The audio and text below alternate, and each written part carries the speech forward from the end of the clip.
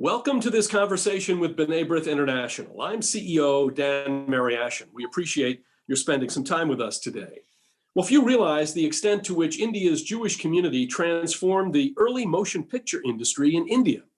Before and after India gained independence from Britain in 1947, Jewish artists and actors helped create the post-independence narrative, particularly Jewish actresses who were able to break through in the film industry. With me to delve into the world of Jews in Bollywood and beyond is author, scholar, and archivist Kenneth Robbins. An independent scholar on South Asian culture, Dr. Robbins has collected Indian artifacts for more than 50 years and published numerous articles about Indian history and culture. In 2015, Dr. Robbins held an exhibition titled Baghdadis and the B'nai Israel in Bollywood and Beyond, Indian Jews in the Movies, at the Leon Levy Gallery in New York, which highlighted Jews in Indian cinema. In January 2019, B'nai B'rith, along with India's permanent mission to the United Nations, hosted a special event, India, a Distant Haven During the Holocaust, in which Dr. Robbins spoke about Jews who found refuge in India during the Holocaust in the midst of India's own struggle for independence. But Dr. Robbins and I will talk today about the Jews in India, how India's small Jewish community fundamentally changed early Bollywood, the little-known rise and fall of Jews in India's early film industry, and the remarkable lasting contributions of Jews to Indian cinema. Ken, great to have you back with us. It's good to see you again, Dan. Ken, I'd like to start first, before we talk about the Indian Jewish community and before we talk about Bollywood, let's talk about your personal interest in Indian culture, Indian Jewish culture. How did that happen? I saw Indian miniature paintings and fell in love with them and got interested in the history. And everywhere I went, I found some reference to Jews. When I studied the Maharajas of Cochin, I found out they were friendly for hundreds of years with Jews. And that led to your giving them, B'nai B'rith, giving them a humanitarian award for this. And the second community of the B'nai Israel, who lived in Bombay and the coast near Bombay, and they started as Saturday oil men pressing vegetable oil, but they were most known for their military traditions in the various armies over hundreds of years. And even when the community dwindled down to almost nothing, they still had General Mordecai, General Samson, and Admiral Samson. So they have this big military tradition. Some of them were in the movies, like Joseph David, who wrote the first Indian talkie and is responsible for the popular action films featuring female heroines. But your interest itself, I mean, is it something? When did you first travel to India? Because it isn't as if you're just interested. There's more than interest here. You're a collector. You write about Indian culture. When did you make the first visit? And since then, you've done a lot of different things, not just about the Indian Jewish community. So tell us a little bit more about that interest. Yeah, I've become interested in a number of different things. One is the African communities in India, and India is the only place where there were Black Africans who were sultans and powerful men, including the most powerful man, second most powerful man in the early 17th century, Malik Ambar, who was born in Ethiopia and came as a slave. The second area that I've been interested in is the religious culture. And the next project I have coming up in June is I'll be doing something on Sufis, mysticism, for the Festival for Sacred Music in Fez. And I just got an email from them yesterday saying, well, of course you're going to include the Jews. So I have my miracle working rabbi, 15th century miracle working rabbi from Algeria. So I have a wonderful picture of him as well. And my main interest is in the Maharajas and other local and regional rulers of India. When we talk about the Jewish community in India, we're really talking about three communities, and they are distinct by geography and distinct by by background, by history, by custom, when they arrived. Tell us a little bit about each of those three communities. Jews have been arriving in India as traders or as transients or setting up trading diasporas or communities since we don't know how long. The earliest definite proof we have is a set of copper plates dated 849 and with Hebrew signatures. They're signed by Muslims, Zoroastrians, Christians, and Hindus as well. They're with the Christian community, and another set of copper plates which gave special privileges to the Jews in the area near Cochin, approximately 1000 AD, though the community claims they're much older. There was continuous Jewish settlement in Kerala, in the extreme southwestern part thing, to this very day, and though the community is dying out at this point. It's always a small number of things, and it was continually refreshed with new members, a large portion of which came in the 16th and 17th century and formed a separate part of the community called the Paradisis or foreigners. The area in and near Bombay was a site where you had the Beni Israel. The Beni Israel came, we don't know when. The earliest outside reference we have to them is the early 17th century.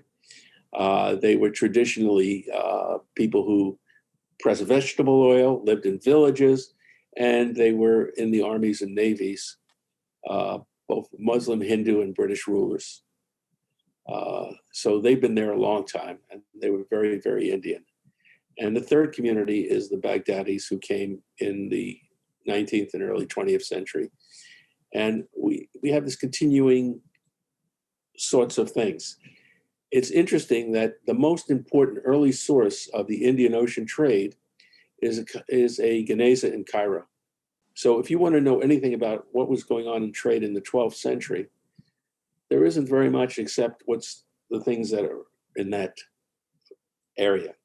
For example, we know from Maimonides' own hand that his brother David perished in the Indian Ocean in the trade. What was it that brought, for example, the Baghdadi community? And in the interest of full disclosure, my wife was born in Mumbai, in Bombay, and her mother is from the Baghdadi community, which we think the family originally came actually from Aleppo, perhaps via Basra, and then perhaps on to India. We're not exactly sure, but sometime in the 18th century. And her father came from the Bukhari Jewish community, which came later.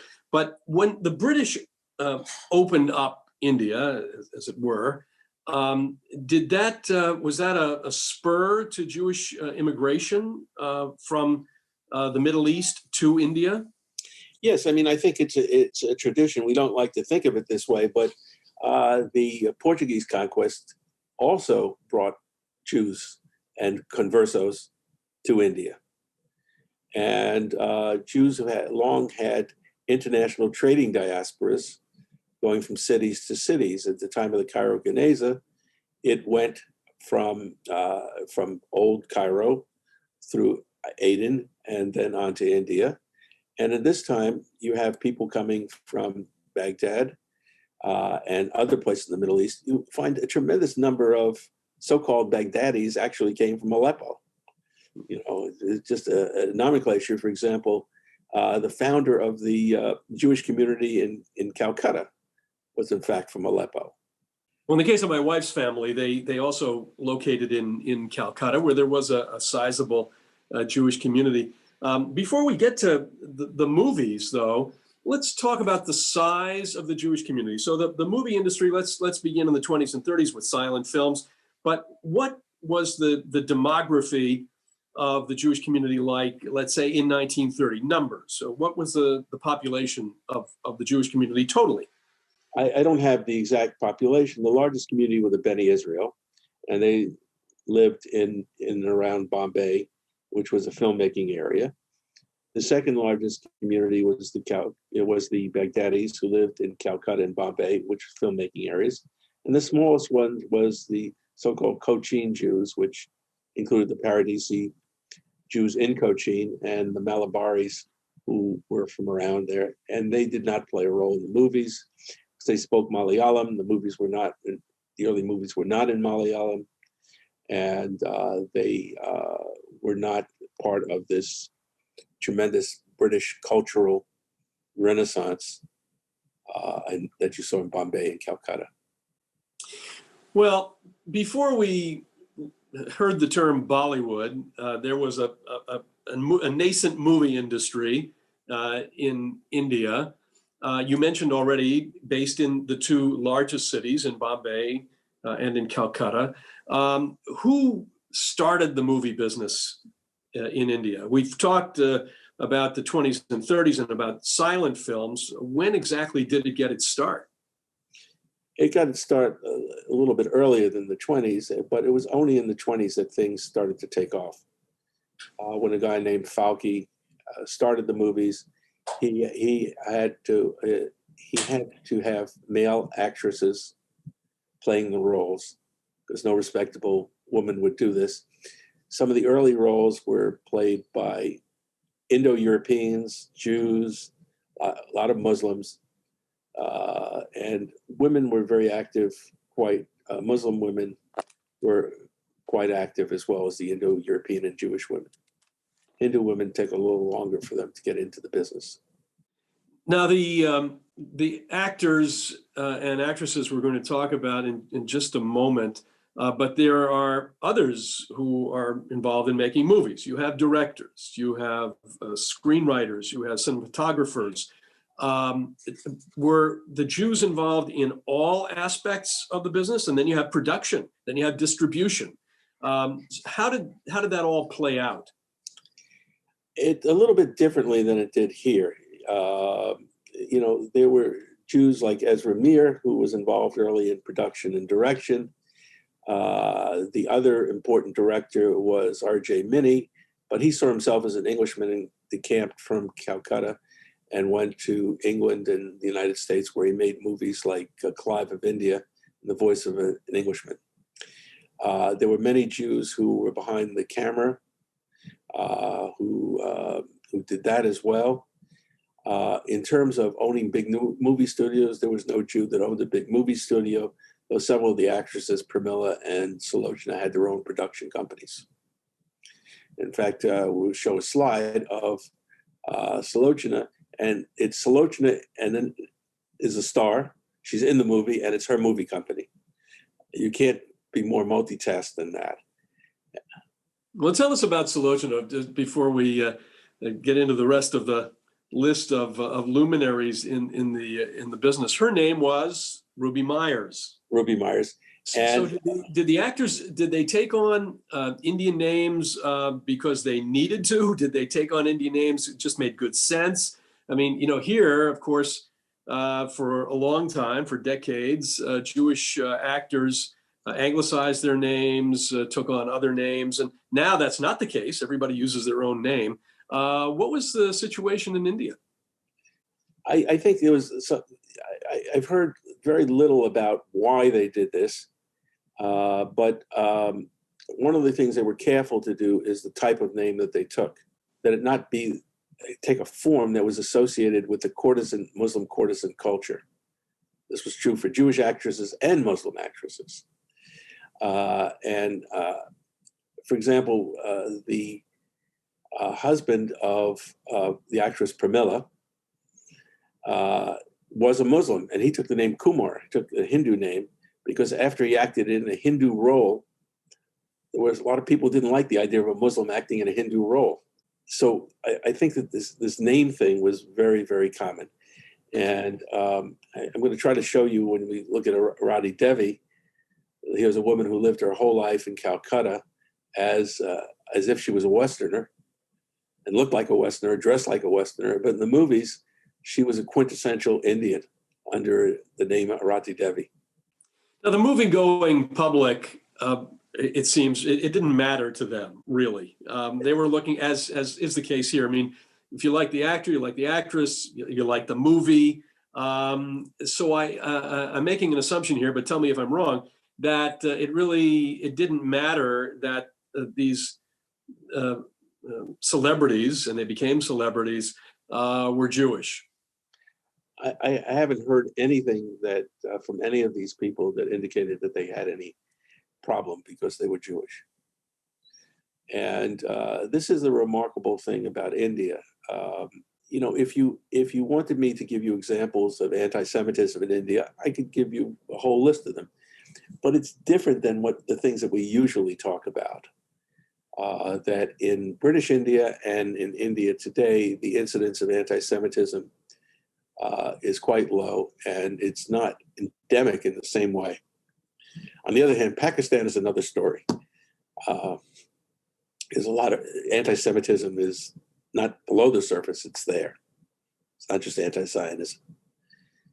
But I think that Indian Jews are very proud of the fact that India does not seem to have had this sort of endemic, ongoing, systemic racism and prejudice towards Jews that Jews faced in Europe. So in the movie magazines, the fan magazines, which of course were very popular here in this country and most countries at a certain point in time, even today, they take on different iterations. Were they writing about, for example, let's take Sulochana? Did they say who comes from the Jewish community? Did they write about that, or they did was write that not about present? it? The trouble was that many of these people couldn't figure out who they are. Remember, if you've never met a Jew and you're living in India, and somebody's sort of like foreign, well, can't tell the difference between an Armenian and a Jew and this and that and so on and so forth. So you see actresses identified as Jewish who aren't, for example, or you see people saying strange things like about Romola, that the reason that she has such a trim figure is because Jews are thrifty, taking an anti-Semitic trope, but the author means it to be a compliment. So their knowledge doesn't go beyond certain stereotypes. And what it really talks about is when actors are actors, they take on all sorts of different personas. I think Lenny Bruce said it best. He said that a Puerto Rican in New York is Jewish and a Orthodox rabbi in Utah is not. In other words, there's certain cultural things that we sometimes identify as Jewish, even if they really are not related to Jewish religion or really related to ethnicity. And this gives us an example to look at that better. Well, let's move on to Romola. Tell us about her. Romola is an interesting character because she was a sweetheart. And if you read what people are saying, they're picking on the Jewish actresses who play like Nadira, who generally plays the sophisticated, educated, in-your-face, liberated, westernized woman. Oh, जैसे ये राजकुमार हैं, वैसी ही ये राजकुमारी? Certainly, Maya Devi. Hello, my darling.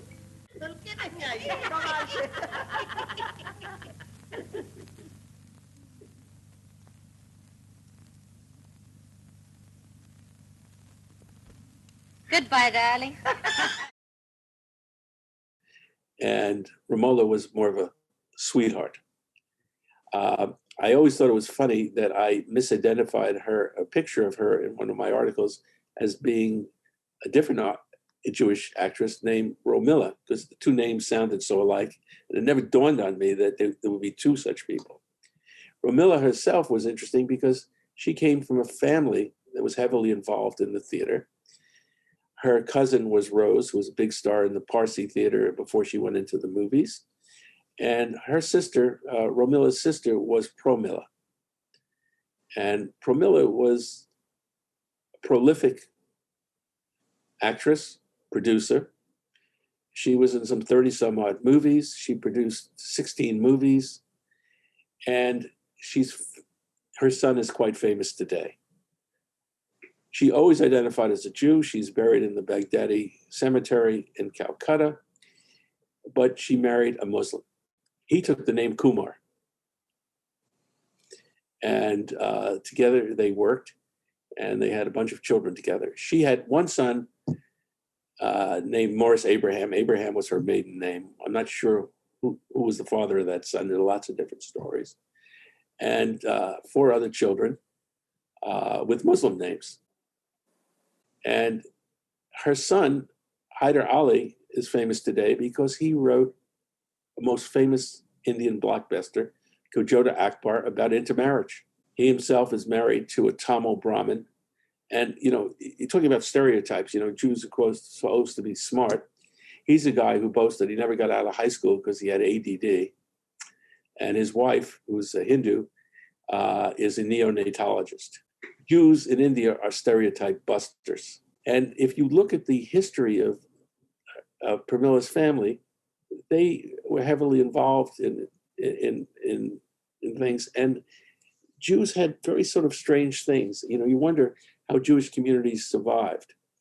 Pramila's grandmother was married to a Hindu, but was the person in the Jewish community who made sure that everybody got married to Jews. Her son, Pramila's father's first wife, was a Christian, but then when she died, he went all the way from Calcutta to Karachi to find a Jewish bride because it was very important to him and to his mother, who herself had married a Hindu. So you wonder how these tiny communities, even when they didn't face prejudice, faced assimilation and intermarriage. Well, let me ask you about that, because that would lead to another question. How did the families in the Jewish communities view these actors? Was there great pride? Was there adulation, veneration as movie stars? How did that work? Well, I have the contract, the movie contract that Arati Devi signed. And part of it was she was, I think, something like 18 years old or 17 years old. I can't remember exactly. And her mother had to be on the set all the time. In other words, they were very concerned that somebody was going to take advantage of her or that her reputation was going to be ruined. So that they were very concerned about this. But as a matter of fact, Jews were very heavily involved in, especially in Calcutta, in all sorts of theater. Theater, there were 2 of the most important types of theater, with so-called Urdu theater, which was associated with a deposed Muslim ruler, Nawab Wajid Ali Shah. And the most famous play to come out of that is a story about Hindu mythology. And the British Library, they have a Urdu manuscript illustrated of that thing. It's in the Urdu language, but it's written in Hebrew script, which means that it was made for Jews who couldn't read the sort of Arab, looking script. There was also tremendous English theatricals, both, for that went on continuously. And so I've included a slide here of one of those theatricals. And the actresses in it took, 2 of them at least, took on Hindu names and became involved in the movies. One of them was Pramila Devi, and she starred in the second Indian talkie movie, which was produced by a Jewish director and producer named Ezra Mir. And she also was in British. I think she was in theater or in TV and theater in Britain later under the name Marcia Mansfield. So they took different names as they went to different places. I mentioned Ezra Mir. Now this guy was something else. And we have this wonderful slide of him. He's in the 1920s, he goes and he works with Cecil B. DeMille. He comes all the way from Calcutta. And he makes a film with Dolores Del Rio. He comes back and he makes a whole load of Indian feature films and does 1,000 documentaries for the Indian government. 1,000. This guy was no slouch. And so we have this wonderful picture of this Indian Jew as a cowboy. Looks a little like a Tom Mix or Hopalong Cassidy Right. to me. It's even before Hopalong Cassidy. So I figured if we had an Indian Jew as a cowboy, we should have an Indian Jew as an American Indian. So I included a slide of this most prolific actor, whose name is now forgotten, named Abraham Sofair. And there he is as an American Indian playing with another Jewish actor who's playing a pilgrim called Groucho Marx. So the history of Abraham Sofair is very interesting. His father and uncle were in business in Rangoon, grew up in Rangoon. The business failed. His uncle went off to Calcutta, and his uncle's daughter, Abraham's cousin, was in fact Rachel Sofair, who also was an actor. Let me stop you there for a second. So just Sulochana and Ramola and Pramila, they came from the B'nai Israel community? No, they all were Baghdadi. Baghdadis. And Ezra Mir? Baghdadi, as was Abraham Sofair. right. And he's not the famous Abraham Sofair that we know from politics at Stanford University. Now, Abraham Sofair had a tremendous career, I guess it was, as a character actor. But this was outside India? Yes, well, he had his own theatrical company in London. He did a lot of Shakespeare and so on and so forth. And he, in the play Disraeli, he starred with Helen Hayes. In the play The Merchant of Venice, he starred with Helen Hayes. He was an important actor, and my favorite image of him is as the Genie's genie on I Dream of Jeannie.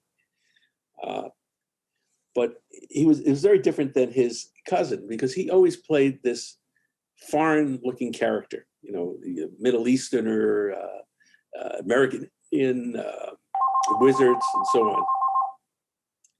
His cousin, Rachel Sofair, who stayed in India her whole life.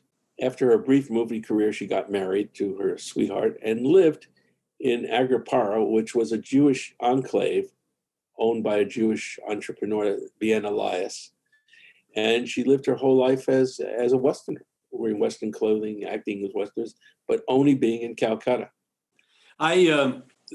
As I was preparing for this program, just by accident, was watching, I think it was an episode of Gunsmoke, and a certain face in this episode just kind of stood out, and then I waited for the credits, and I saw that it was Abraham Sofair. And I noticed also he's appeared in Perry Mason, and he, in those days, in a whole range of television programs in the United States. Did he live here, or did he go back and forth to India? What did he do? He didn't live in India. He left Rangoon, briefly in Calcutta, went to London, and then to the United States. And the Jewish community in Rangoon, which was mostly Baghdadi, was wrecked by the Japanese invasion. But to see how cosmopolitan Jews were, the first thing that we know, when the Jews left Rangoon, some of them had to walk through the jungles. I mean, there was no to get away from the Japanese. The first thing that they did is they got together a sextet and composed a jazz tune, the Taj Mahal Foxtrot, which is still in print today. So, I mean, these people were very, very sophisticated about the world. Tell us a little more about Rachel Sofair and her career. Now, she stayed in India? She stayed in India. Her son is now in Israel. And she died early. But it was only the 3 movies that she made. I mean, she was in the silent movie era, and she was obviously quite beautiful in these early movies, and very petite. But she was apparently happy being a housewife. Now, as with independence, the Jewish community in India began to depopulate. Many went to Israel, they went to London, Some of them came to New York and to other places. At what point do Jews in the movie industry in Bollywood begin to disappear from the scene? Yeah, well, I think that first of all, most of them were Baghdadis, and the Baghdadis left for a number of reasons. For example, there were a lot of them in Calcutta, and they were worried about what was going to happen with the government, the left-wing government. And the Bianalayas sold out to, I think it was to the Goenkas, another Indian family. And the Sassoons, Victor Sassoon bet on his China holdings rather than his Indian holdings. That didn't work out too well, I don't think. So they were in the process of leaving the Baghdadis, and they were the strongest part of this community. There were a few things, there were a few calligraphers. For example, one of them married into an Indian film dynasty, and her sons are actors in Indian films today. But the question is, even if they're Jews by Jewish law, do they identify as Jews, and are they seen by other people as Jews? Has the movie industry in India honored these pioneers? Well, yes, I think so, especially Salochana. Salochana is on an Indian stamp. I mean, that says it all. So when there are retrospectives of early Indian films, these actors and actresses will show up. Yeah, I think that the problem is that most of the films are either don't exist anymore or were lost in recent fires and so on and so forth. And one would like to have these films and see how they progress. For example, with Salochana, she made a film called Indira B.A. I'm purposely using the word girl with a bachelor's degree. When she remade it, it was Indira M.A. And she was a transgressive figure in that kissing was not what people do in public. And she had all these kissing scenes with this particular actor, Billy Moria. And she played in one film, Wildcat of Bombay, she played 8 roles, everything from a Muslim gentleman to a Hollywood blonde floozy. So she was a very versatile actress. I think when you asked before about how do people talk about these things, intermarriage, I think, is a very hot subject in India. And there was a play done in the Parsi theater called Yehudi, Jew. It was written, of course, by a Muslim. There were 4 separate films based on this idea of Jews and intermarriage, most of them based on this play. So over the 30s and the 50s, this theme of intermarriage, and instead of it being intermarriage between Jews, between Hindus and Muslims, it becomes a story about Jews and Romans. Well, let's talk, Ken, just to wrap it up, about the Jewish community in India today. We at B'nai B'rith took a leadership mission several years ago, which you were very helpful on in terms of putting together the program. And we visited synagogues, talked with members of the community. Tell us a little about what's there today. I think that there are several different things. The Jews are few and far between. Among the Beni Israel community in a Bombay suburb called Thana, there is a very active synagogue, and there is some activity in some of the synagogues in Bombay. In the synagogues along the coast, most of which were built in the 19th century, there are almost no Jews, but they're all being restored. And people feel a tremendous feeling that they want to keep this alive. And so if you go, and I've been to some of the quote cemeteries, so you're somebody who knows the way takes you, and you just go off a road, and like in a field somewhere, there are half a dozen graves, and you see new memorial candles from Israel. So people are coming back to see these things. In Cochin and the area around that, there are several synagogue buildings. They're all, now basically museums, although services are occasionally held in some of them. And it's interesting that out of your work, Dan, and everything with B'nai B'rith, that I had arranged for the Halak Achin of Chinnamangalam, another Indian ruler who had a very good relationship with Jews. And one of the members of that family, who's runs an ashram, in fact, was responsible for two things. He had arranged a whole 2-day conference on Jews in India, and he helped restore one of the synagogues. That was well. We received really a very warm welcome when our group was in Cochin. In Mumbai and in Bombay, we know, of course, in Calcutta, the Sassoon family and the Elias family. These were great families, and I found that even mentioning these names today, so many years later, these are names that are still known. The Sassoon name, of course, is on buildings and institutions, but these are names that seem not to have been lost in history. Would you say that that's the case? Especially the Sassoons were seen. In fact, the symbol that's sometimes used by some people to designate Pune is the Red Temple, which is synagogue built by David Sassoon. I don't know if everybody sees it, but people do tell me that that's how they see it. And if one goes to the Bombay Museum, the Lal Dad Museum, you'll see right in the center, there's a statue of David Sassoon.